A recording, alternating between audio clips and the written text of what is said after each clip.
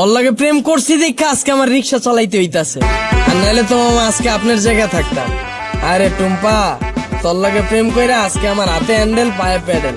কি কো মামা, প্রেম কইরা মানুষ দেবদাস হয়ে যায় শুনছি, কিন্তু প্রেমের লাগে মানুষ রিক্সা চালায় এটা প্রথম শুনলাম। মামা তোমার কাহিনীটা কিন্তু ইন্টারেস্টিং লাগতেছে, গল্পটা কও শুনি। আরে বাবু কি শুরু করছো? ওনার এই ফালতু গল্প শুনে আমাদের সময় নষ্ট করে লাভ আছে? তার চাইতে চলো তুমি হেডফোন বের করো, আমরা গান শুনি। আরে না, মামার কাহিনীটা অনেক ইন্টারেস্টিং, মামা তুমি কও। না মামা থাক, বাদ দেন। মামি উনতে চাইতেছে না, পরে দেখা গেল আমার কাহিনী হইনা চিত্তা যাইব। আরে মামা তুমি তোমার গার্লফ্রেন্ডের কাহিনী কইবা, এটা তো হয় চেতবকে, কও মামা শুনি। মামা কি কমু দুঃখের কাহিনী। ও একটা জিনিস আছিল মামা, খালি চুস্ত। সুস্থ মানে?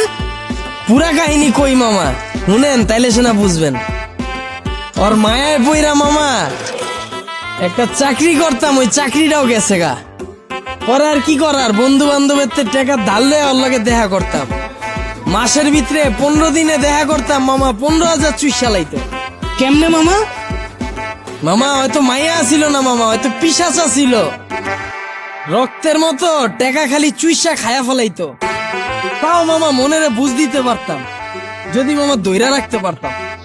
মামা গার্লফ্রেন্ড গেছে কে কেমনে?